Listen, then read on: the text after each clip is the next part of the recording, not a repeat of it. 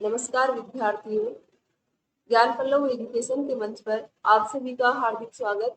आज की इस सत्र में हम हिंदी साहित्य की एक अद्वितीय कृति पद्मावत के मानसरोवर खंड की व्याख्या कर इसका अर्थ समझते हुए विश्लेषण का प्रयास करेंगे। इस खंड की व्याख्या से पूर्व हम इसकी जो रचनाकार है मलिक मोहम्मद जायसी एवं पद्मावत के बारे में थोड़ा जान लेते हैं। मलिक मोहम्मद जायसी हिंदी साहित्य की भक्ति काल में निर्गुण प्रेमाश्रयी शाखा के एक प्रसिद्ध महत्वपूर्ण कवि हैं। इन्होंने पद्मावत की रचना 1540 ईस्वी में की। शेरशाह सूरी के शासन काल के दौरान ये ग्रंथ इन्होंने रचा। पद्मावत ठेठ अवधी भाषा में लिखा हुआ है और इसमें दोहा और चौपाई छंद का प्रयोग किया गया है। पद्मावत का जो नायक है वो चित्तौड़गढ़ का राजा रत्नसेन और नायिका सिंघल द्वीप की राजकुमारी पद्मावती है। इस ग्रंथ में कवि ने लौकिक प्रेम के माध्यम से अलौकिक प्रेम को चित्रित किया है।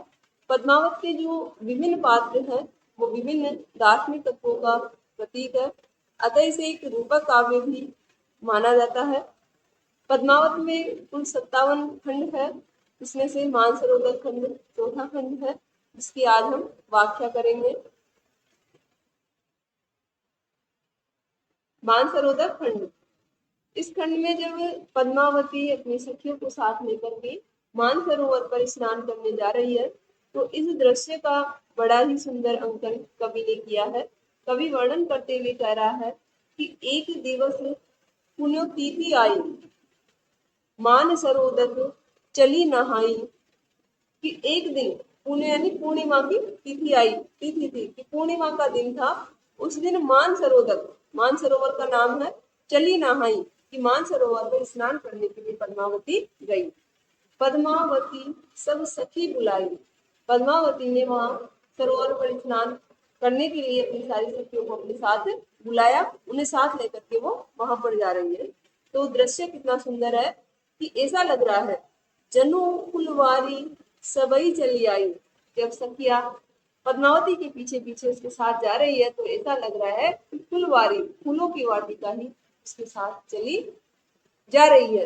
अर्थात पद्मावती की जो सखिया है उसे उसकी विभिन्न फूलों से कवि ने उनको उपमा दी है कि कोई सहेली, कोई चंपा, कोई कुंद सहेली, कोई सहेली चंपा के फूल के समान सुंदर है तो कोई कुंद के समान बड़ी सुंदर प्रतीत हो रही है।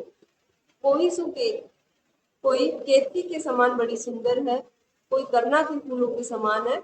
रस बेली, कोई रसवंती बेल के समान है। कोई सुगुलाल सुदर्शन राती, राती का अर्थ होता है लाल और सुदर्शन यानी सुंदर। कोई सुंदर लाल गुलाल की भांति है। कोई सो बकावरी बकुचन भांति, बकुचन का अर्थ होता है गुच्छे। कोई बकावरी फूलों के गुच्छों की भांति बड़ी सुंदर प्रतीत हो रही है। तो पद्मावती तो खुद सुंदर है, साथ ही उसकी जो सखिया है वो सुंदरता में कम नहीं है। कोई सो मोल श्री, कोई मोल श्री की पुष्पों की भांति है। कोई पुह पावती, कोई पुष्पावती के फूलों की भांति है।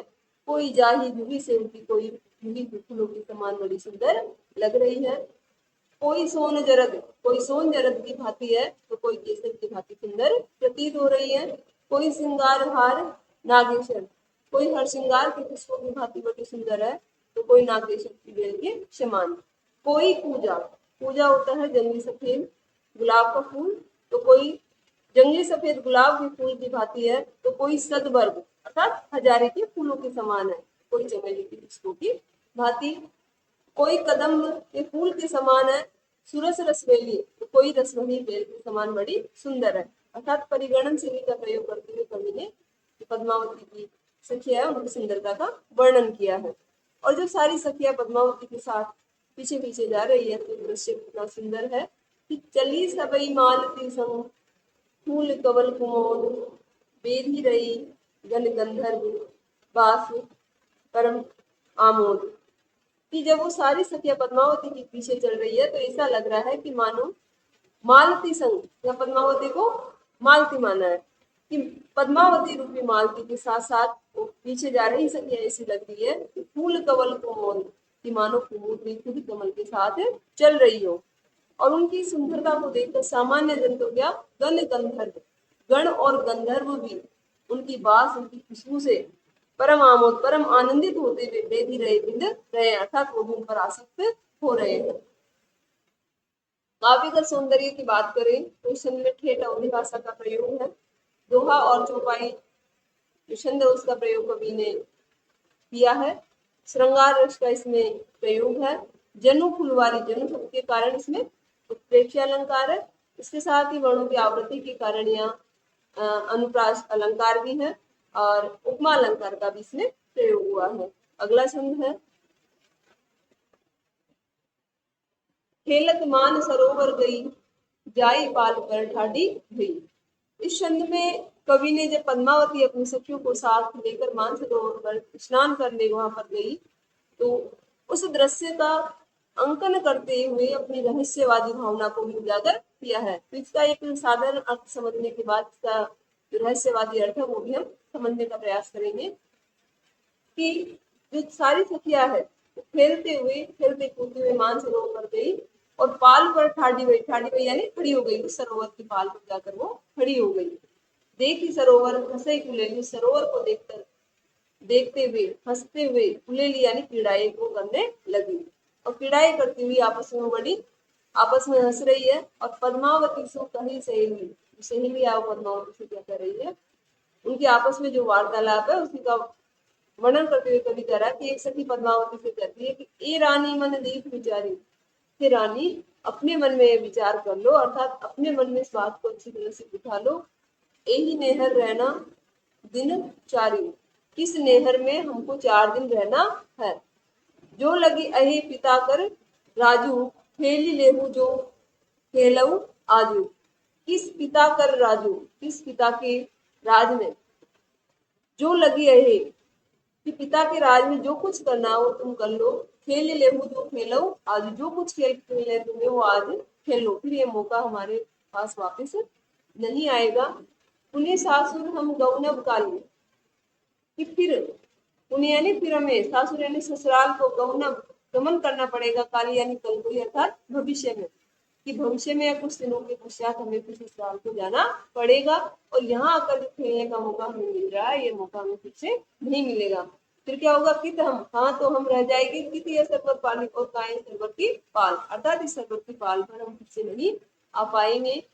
कित आवन पुण्य अपने हाथा, यहाँ पर आना, पुण्य यानी फिर से यहाँ पर आना और यहाँ पर खेलना अपने हाथों में नहीं रहेगा, क्योंकि ससुराल में जाकर के हम परतंत्र हो जाएंगी। कित मिली के खेलम साथा, और फिर मिलकर के कोई खेल खेल रही है एक साथ, ये फिर से हमारे नसीब में नहीं होगा। और ससुराल में क्या होगा, सासू ननद बोलिन जीव लेही, कि हमारे जो सामान्य जीवन में सास और ननद की जो छवि है उसको भी कवि ने चित्रित किया है। तो सखिया कह रही है कि सास और ननद बोल देकर के जीव ले हमारे प्राण हर लेगी।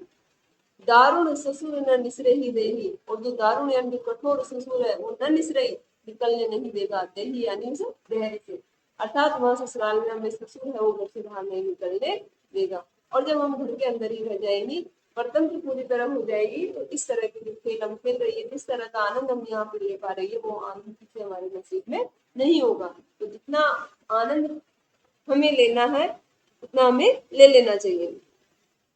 वहां क्या होगा, प्यू प्यार से ऊपर, प्रियतम का जो प्यार है, पति का जो प्यार है वो सिर के ऊपर होगा, अर्थात हम अपने प्रियतम के प्यार को सिरोधार्य करेंगे। लेकिन 1900 करई दहू का है, लेकिन फिर भी वो किस तरह का व्यवहार हमारे साथ करेगा इसका हमें कोई पता नहीं है। दहू सुख राखे की दुख, वो हमें सुख पूर्वक रखेगा या दुख पूर्वक, इसका हमें कोई पता नहीं है। दहू का जन्म निवार, किस तरह उसके साथ हमारे जन्म का निर्वाह होगा, जीवन भर निर्वाह होगा, इसका हमें कोई अंदाजा नहीं है। ये तो इसका साधारण अर्थ हुआ। अब रहस्यवादी अर्थ समझते हैं। यह एक शब्द आया नेहर, नेहर से तात्पर्य है यह संसार। कवि कहना चाह रहा है कि व्यक्ति संसार में रह करके जितना आनंद भोग सकता है उसे भोग लेना चाहिए, क्योंकि जब वो इस नेहर से प्रियतम के घर अर्थात ससुराल चला जाएगा, ससुराल से तात्पर्य परलोक, अर्थात जब व्यक्ति की मृत्यु होकर के वो एक बार परलोक चला जाता है, परमात्मा के पास चला जाता है, तो वहां से फिर लौट कर आना संभव नहीं है।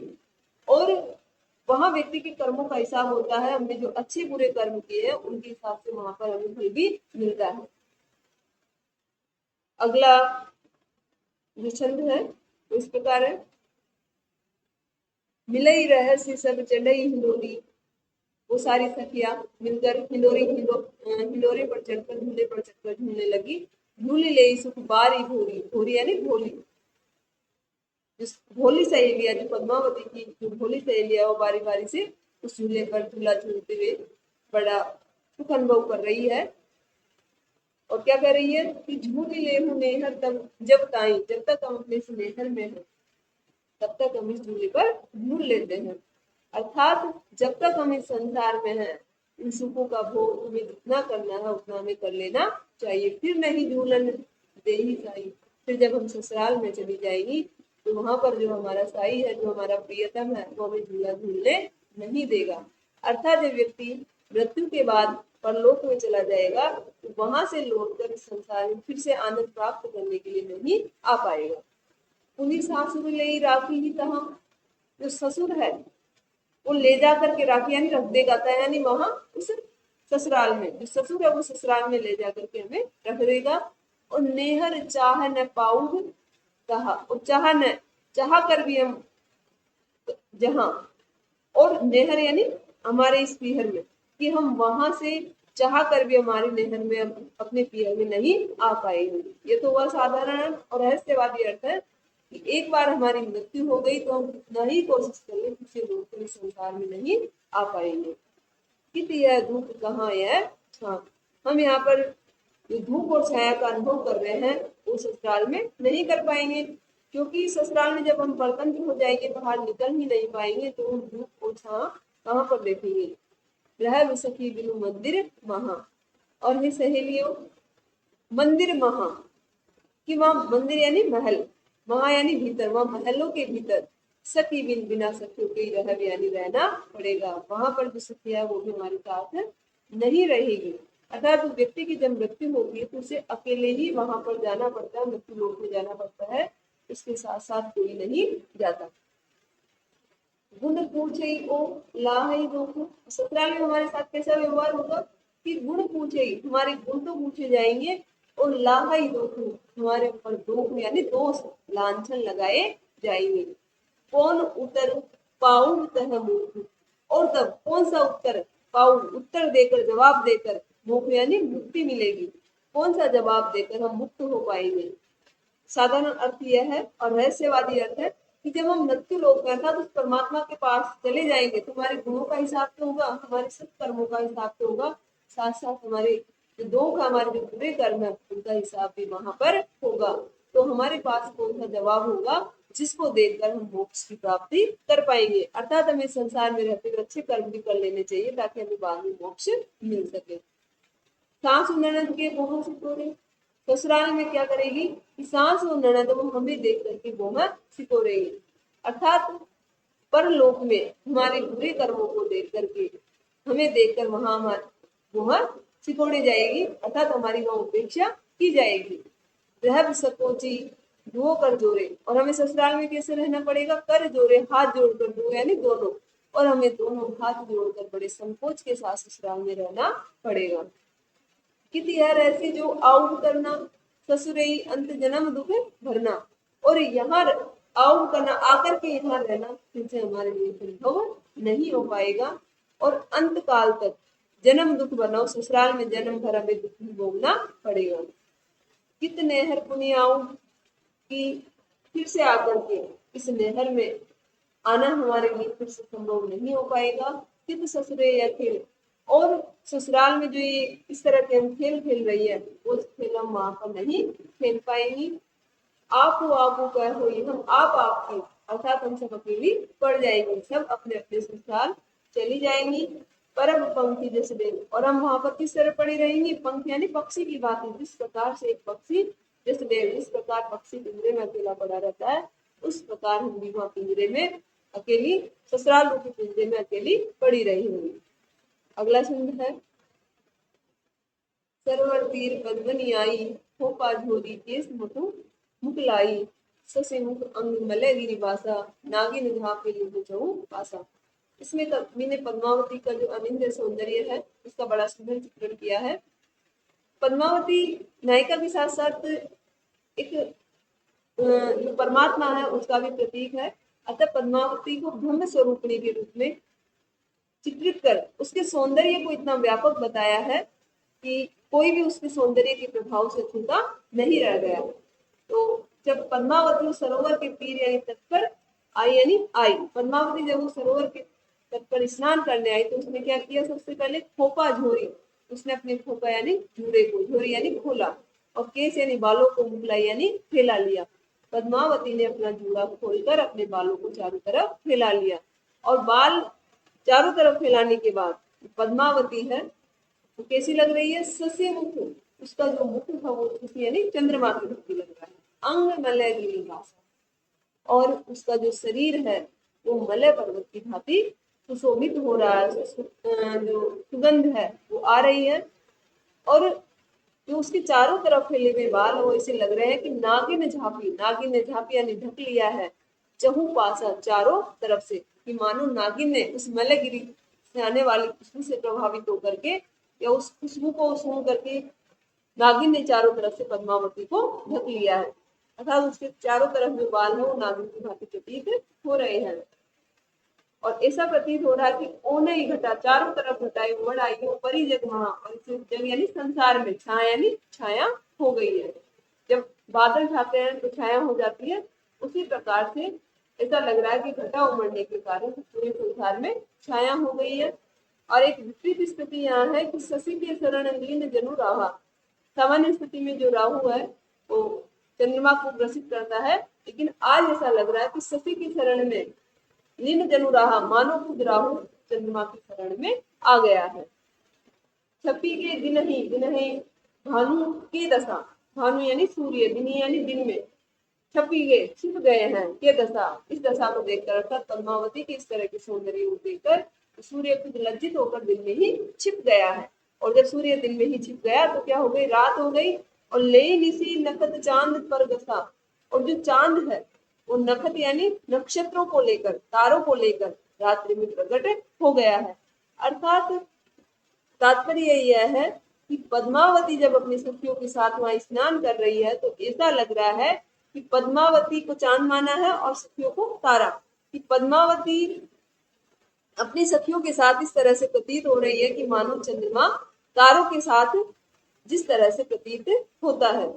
भूली चकोर दीठी मुखलावा, और चकोर पक्षी जो रात्रि में चंद्रमा के दर्शन के लिए बैठा रहता है उसे भी भ्रांति हो गई है, वो चंद्रमा भूल यानी भूल गया है, वो चंद्रमा किसको समझ बैठा है, पद्मावती के मुख को, पद्मावती के मुख को वो चंद्रमा समझकर दीठ यानी दृष्टि लावा यानी लगा ली मुख पद्मावती के मुख की तरफ, और भूलवश भ्रमवश वह पद्मावती के मुख को ही चंद्रमा समझकर उसकी तरफ उसने अपनी दृष्टि लगा ली है।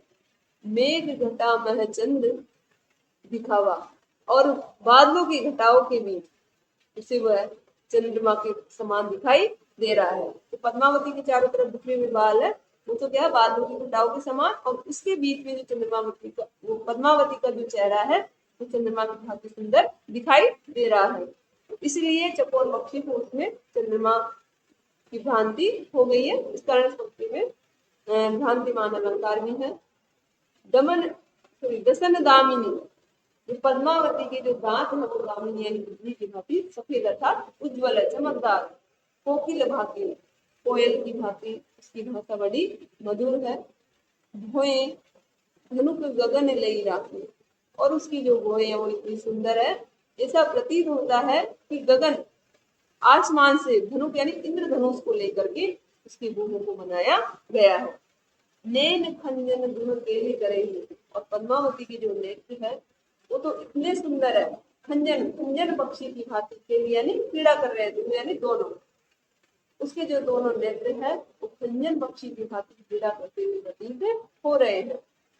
कुछ नारंग मधुकर रस नहीं, और पद्मावती की जो कुछ अर्थात स्तन है वो नारंग यानी नारंगी की भांति पुष्ट है, और उनका जो आगे का श्यामल भाग है कैसा प्रतीत हो रहा है कि मधुकर रस नहीं, मधुकर यानी भ्रमर, भ्रमर भी कैसा होता है, काले रंग का, तो पद्मावती के स्तनों के जो अग्र भाग है, जो श्यामल भाग है, उसको देखकर ऐसा प्रतीत हो रहा है कि भौरा रसपान करने के लिए वहां पर बैठा हुआ है।